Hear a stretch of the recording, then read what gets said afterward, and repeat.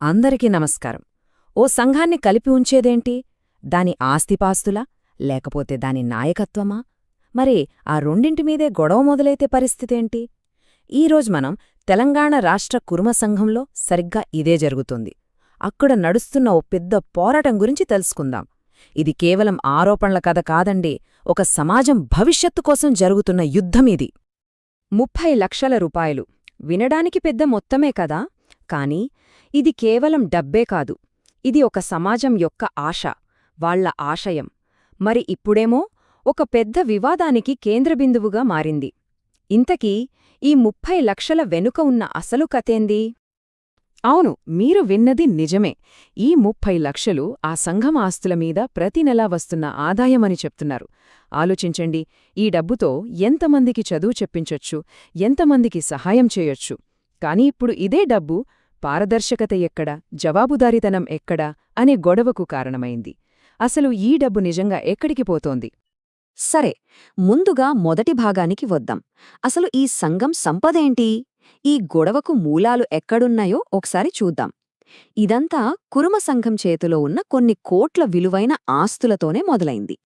చూడండి, మన్సూరాబాద్లో ఉన్న 3 ఎకరాలకు పైగా భూమి, స్టూడెంట్స్ కోసం కట్టిన హాస్టళ్లు, ఇవన్నీ కేవలం బిల్డింగులు, ఖాళీ స్థలాలు కావు.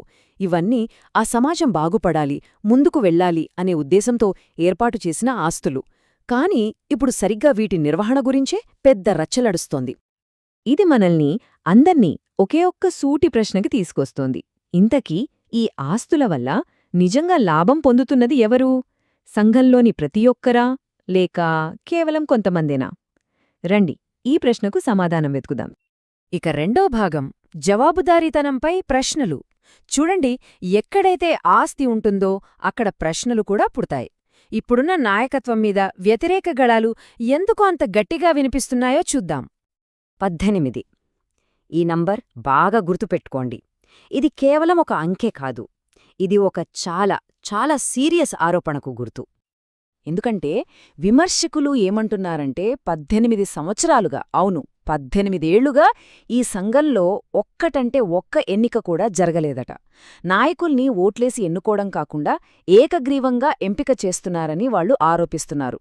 ఇదసలు ప్రజాస్వామ్యమేనా అని వాళ్లు నిలదీస్తున్నారు. ఇవేమీ గాల్లోంచి వస్తున్న మాటలు కావు. షెపర్డ్ ఇంటలెక్చువల్ ఫోరం అంటే సెఫ్ లాంటి సంస్థలు ఇక లాభం లేదని రంగంలోకి దిగాయి. వాళ్లు ఏకంగా సమాచార హక్కు చట్టం అంటే ఆర్టీఐ కింద అప్లికేషన్ పెట్టారు. లెక్కలు చూపించండి, ఆస్తుల వివరాలు చెప్పండి, పారదర్శకంగా ఉండండి అని గట్టిగా డిమాండ్ చేస్తున్నారు. ఇదిగోండి, ఇది మరో మేజర్ ఆరోపణ, ఆస్తుల్ని తక్కువ రేటుకి లీజ్కిచ్చేస్తున్నారని. అంటే ఏంటి? సింపుల్గా చెప్పాలంటే మార్కెట్లో ₹1,00,000 రెంటొచ్చే ప్రాపర్టీని కేవలం 10,000కో 20,000కో లీజ్కిచ్చేశారని విమర్శకులంటున్నారు. దీనివల్ల సంఘానికి ప్రతి నెల లక్షల్లో నష్టమొస్తుందని వాళ్ల బాధ. ఇదే ఈ మొత్తం గొడవకు సెంటర్ పాయింట్. 2016 నాటి ఆ లీజ్ అగ్రీమెంట్. దీనిలో ఉన్న రూల్సే ఇప్పుడు 2 వర్గాల వాదనలకు మెయిన్ ఆధారం. ఈ ఒక్క కాగితంలో ఉన్న అక్షరాలే ఇప్పుడక్కడ పెద్ద గిరాజేశాయి. రైట్, ఇక మూడో భాగానికి వద్దాం, నాయకత్వం వాదన. ఒకే కథను మనం ఇన్నిసార్లు విన్నాం కదా, ఇప్పుడు నాణ్యానికి రెండో వైపు కూడా చూద్దాం. ఇన్ని ఆరోపణలొస్తుంటే ఇప్పుడున్న నాయకత్వం ఏం చెప్తుంది?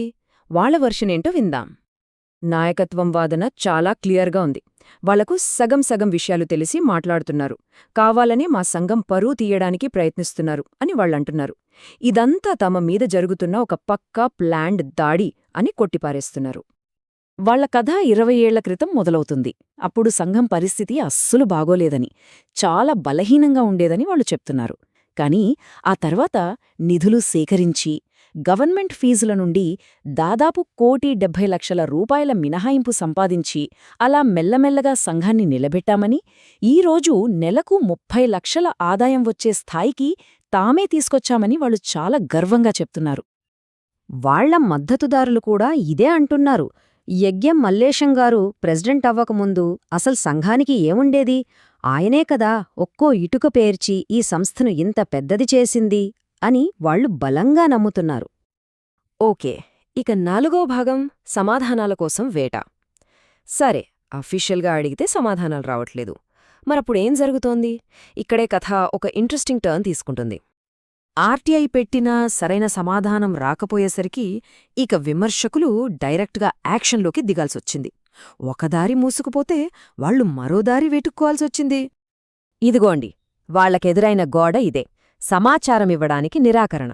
మీకు నా దగ్గర ఇన్ఫర్మేషన్ దొరకదు, మీకు ఆన్సర్ ఇవ్వడానికి నేను కరెక్ట్ పర్సన్ని కాదు అని చేతులెత్తేశారు. ఇలాంటి రెస్పాన్సులొస్తుంటే ఇక వాళ్లకు నేరుగా నాయకత్వాన్ని నిలదీయటం తప్ప మరో ఆప్షన్ కనిపించలేదు. ఇలా అంత సీక్రెట్గా ఉంచడంతో గొడవలు మొదలయ్యాయి. సరిగ్గా ఇదే టైంలో ఎస్ఐఎఫ్ సభ్యులు డబ్బులు తీసుకున్నారనే ఒక రాజకీయ రచ్చ మొదలైంది. తమ నిజాయితీ మీద, తమ క్యారెక్టర్ మీద ఇలా బురద చల్లుతుంటే వాళ్లు ఊరుకోలేదు. అందుకే చాలా ధైర్యంగా ఒక నిర్ణయం తీసుకున్నారు. ఇక్కడే అసలు ట్విస్ట్. తమ మీద పడుతున్న ఈ లంచం మరకల్ని తుడిచివేయాలని సిఫ్ సభ్యులు ఫిక్స్ అయ్యారు. వాళ్లేకంగా అధ్యక్ష పదవికి పోటీ చేస్తున్న క్యామా మల్లేష్కే నేరుగా ఫోన్ చేసి నిలదీశారు. ఆ ఫోన్ కాల్లో మల్లేష్ చాలా క్లియర్గా చెప్పారు, నన్ను ఎవ్వరూ డబ్బులు అడగలేదు, నేను ఎవ్వరికీ ఒక్క రూపాయి కూడా ఇవ్వలేదు, నేను ఏ శిక్షకైనా సిద్ధం. ఈ ఒక్క ఫోన్ కాల్ ఆ రాజకీయ కుట్రల, ఆరోపణల అన్నింటినీ గాలికి వదిలేసింది. లోపల పోరు ఎంత తీవ్రంగా ఉందో అందరికీ అర్థమయ్యేలా చేసింది. సరే, 5వ భాగం. సంఘమిప్పుడు ఒక కీలకమైన మలుపు దగ్గరుంది. ఫైనల్గా ఈ గొడవ ఇప్పుడు ఏ స్టేజ్లో ఉంది? 2 వర్గాల వాదనల్ని పక్కపక్కన పెట్టి ఒకసారి చూస్తే మనకు క్లారిటీ వస్తుంది. చూడండి, ఒకవైపు ఏమో మాకు పారదర్శకత కావాలి, నిజాయితీగా ఎన్నికలు జరగాలి అని సంస్కరణల కోసం గట్టిగా డిమాండ్ చేస్తున్నారు. మరోవైపు మేం సాధించిన అభివృద్ధిని చూడండి, మేం కష్టపడి కట్టిన సంస్థ ఇది అంటూ తమ రికార్డును కాపాడుకునే ప్రయత్నం చేస్తున్నారు. ఇది ఒక రకంగా చెప్పాలంటే మార్పుకు, పాత పద్ధతులకు మధ్య జరుగుతున్న పోరాటమన్నమాట. ఒక సంఘాన్ని కలిపి ఉంచాల్సిన ఆస్తే ఇప్పుడు దాన్నే విడదీస్తుంటే మరి ఐక్యతకు దారి ఎక్కడ దొరుకుతుంది?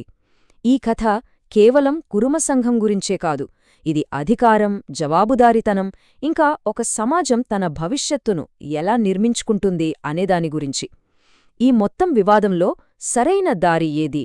ఆ నిర్ణయం ఎవరికి వాళ్లే తీసుకోవాలి.